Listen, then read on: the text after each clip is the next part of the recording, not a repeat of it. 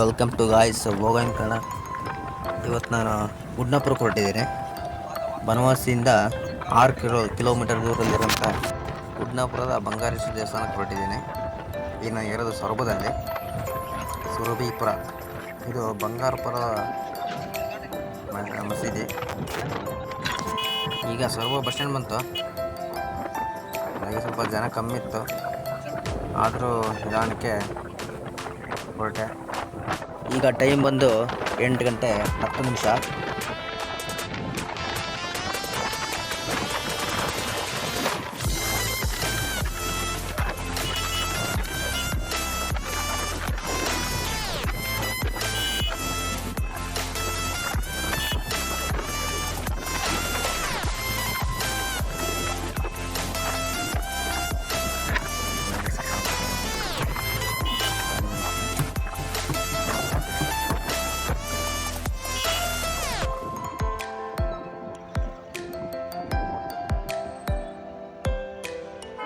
ಎದುರುಗಡೆ ಕಾಣ್ತಾ ಇರೋವಂಥದ್ದು ರಂಗನಾಥ ಸ್ವಾಮಿ ದೇವಸ್ಥಾನ.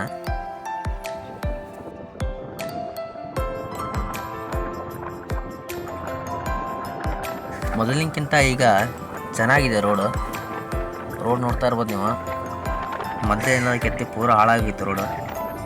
ಈಗ ಹೆಚ್ಚು ಕಡಿಮೆ ಒಂದು 5 ತಿಂಗಳಾಯಿತು ಕೆಲಸ ಸ್ಟಾರ್ಟ್ ಮಾಡಿದ್ದಾರೆ. ಮಳೆ ನಿಂತಿದ್ದಕ್ಕೆ ಚೆನ್ನಾಗಿದೆ ಮಳೆ ರಸ್ತೆಗಳು.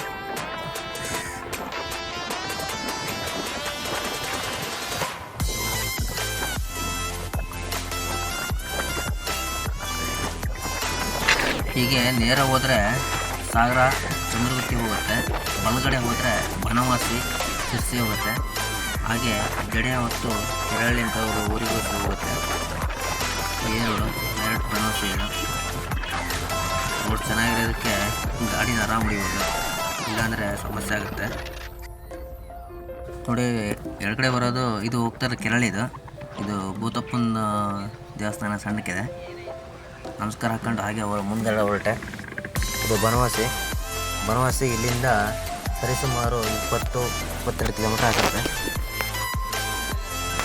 ಬರ್ತಾ ಇರೋದು ಪೂರ ಕಾಡು, ತುಂಬ ತಂಪಾದಂಥ ವಾತಾವರಣ.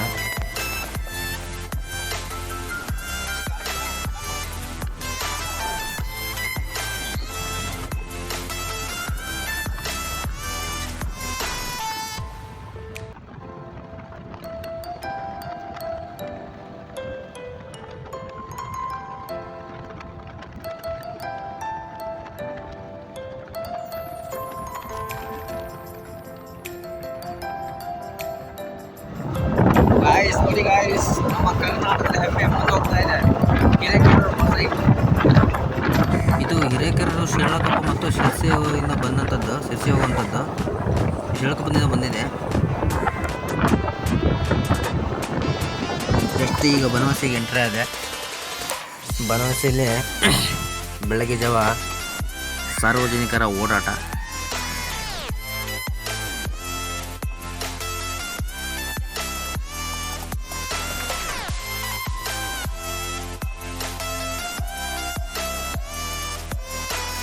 ಇಲ್ಲಿ ಕಾಣ್ತಾ ಇರೋದು ಕಾಮಾತ್ರ ಬ್ಯಾಂಕ್ ಇದೆ. ಇದು ಈ ಕಡೆ ಅವ್ರದೇ ಬಂಕು ರೆಡಿ ಮಾಡಿ ತುಂಬ ವರ್ಷಗಳಾಗಿದೆ. ತುಂಬ ವರ್ಷಗಳಿಂದನೂ ಅದೇ ಊರಲ್ಲೇ ಇದ್ದಾರೆ.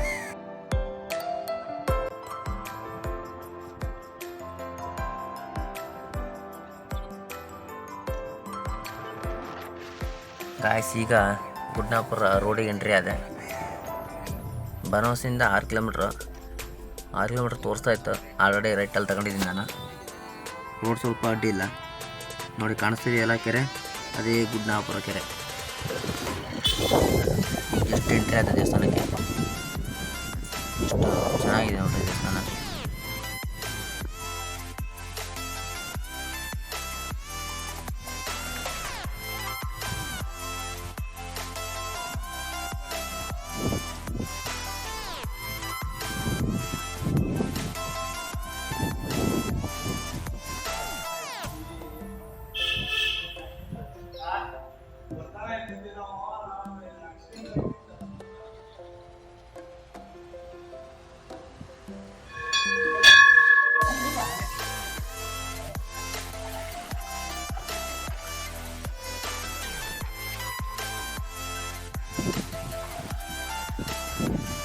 ದೇವಸ್ಥಾನದಲ್ಲಿ ಎದುರಿಗಿರೋಂಥ ಇದು ಮಂಟಪ ಇಲ್ಲಿ ಕೆಳಗಡೆ ಬರುತ್ತೆ.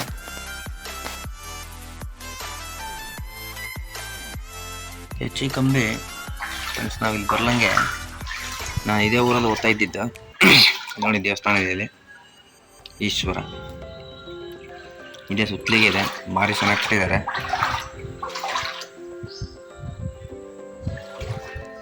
ಇದು ಏನಂತ ಗೊತ್ತಿಲ್ಲ, ಯಾಕಂದರೆ ದೇವಸ್ಥಾನದಲ್ಲಿ ಯಾರೂ ಇಲ್ಲ.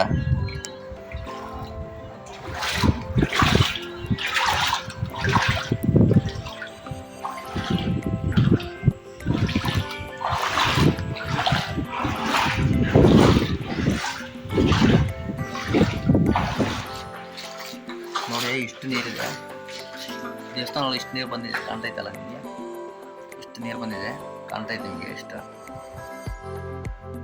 ಈಗ ನೋಡಿ ಈ ವರ್ಷದ ಮಳೆಗೆ ಚೆನ್ನಾಗಿ ತುಂಬಿದೆ ನೀರು ದೇವಸ್ಥಾನದಲ್ಲಿ.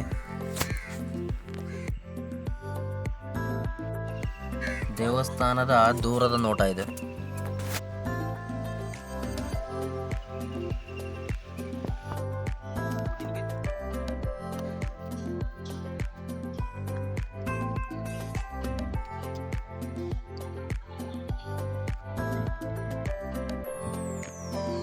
ಈಗ ಮುಂದೆ ಹೋದ್ರೆ ಒಂದು ಭೂತಪ್ಪನ ಕಟ್ಟೆ ಇತ್ತು, ಕಾಣ್ತಾ ಇದೆಯಲ್ಲ, ಇದೇ ಭೂತಪ್ಪನ ಕಟ್ಟೆ. ಅಲ್ಲಿ ಜನ ನಿಂತಾರಲ್ಲ,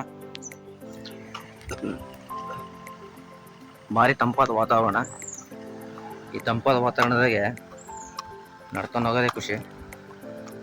ಮೊದಲಿಗೆ ಹಚ್ಚ ಹಸಿರು ಸಿಕ್ಕಾಬಿಟ್ಟೈತೆ.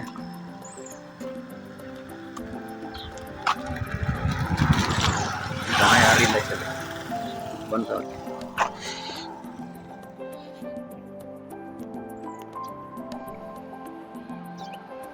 ಹಚ್ಚ ಹಸಿರಾದ ತೋಟದ ಮಧ್ಯೆ ಇದೆ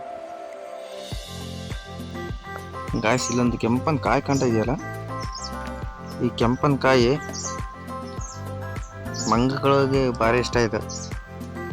ಆಲ್ಮೋಸ್ಟ್ ಅಲ್ಲಿ ಮಲೆನಾಡಲ್ಲಿ ಅಷ್ಟೇ ಸಿಗೋದು, ನಮ್ಮ ಈ ಕಡೆ ಬಯಲುಸೀಮೆಲ್ಲ ಸಿಗಲ್ಲ. ನೋಡಿ ಮರ ಕಾಣ್ತಾ ಇದೆಯಲ್ಲ, ಈ ಮರಲ್ಲಿ ಮಾತ್ರ ಸೇರಿಸಿ ಬಿಟ್ಟಿರುತ್ತೆ. ಎಂತ ಮಾಡ್ತಿದ್ದೀರಾ?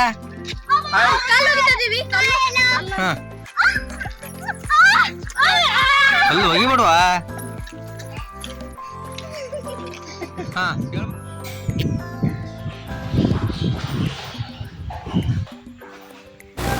ಈ ಕಂಬ ಕಟ್ಟೆಗೆ ಪೂಜೆ ಮಾಡಿ ನೀವಿದ್ದೇ ಇಟ್ಟು ದೇವರಿಗೆ ಇಲ್ಲೆಲ್ಲ ಹರಕೆ ಹೊತ್ತು ಕೂದಲ ತಗ್ಸಾರಲ್ಲ, ಇಲ್ಲಿ ಪೂಜೆ ಮಾಡಿ ಇದು ಮಾಡ್ತಾರೆ. ನೈವೇದ್ಯ ಹಿಡಿತಾರೆ. ನೈವೇದ್ಯ ಹಿಡಿದು ದೇವರ ಎದುರುಗಡೆ ನೈವೇದ್ಯ ಹಿಡಿದು ನೀರೇ ಹಾಕ್ತಾರೆ ಅಂತ ಈ ಧ್ವಜವನ್ನು ಪ್ರತಿಷ್ಠಾಪನೆ ಮಾಡಲಾಗಿದೆ. ಇದು 19 ಇಸ್ವಿಯಲ್ಲಿ ಮಾಡಿದ್ದಾರೆ.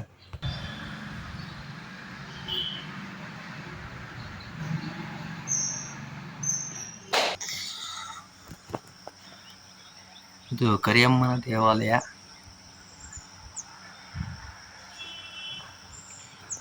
ಗುಡ್ನಾಪುರದಲ್ಲಿ ಊರೊಳಗಿದೆ.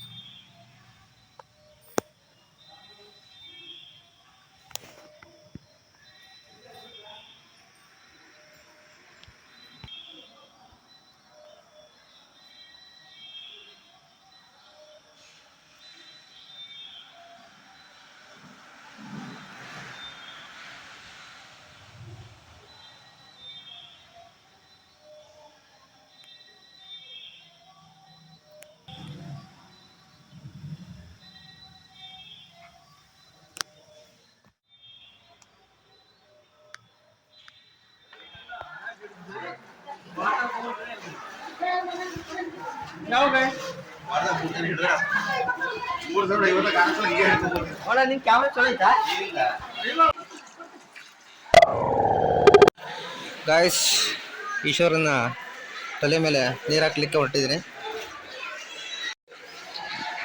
ಮೀನುಗಳ ರಾಶಿ.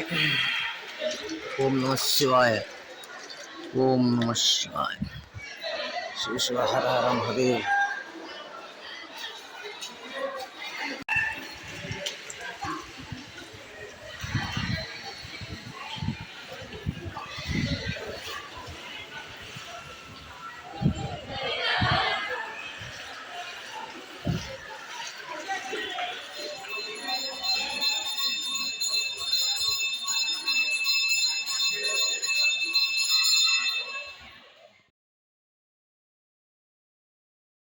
ಮುಂದಿನ ವಿಡಿಯೋಗಾಗಿ ಕಾಯ್ತಾ ಇರಿ ಫ್ರೆಂಡ್ಸ್.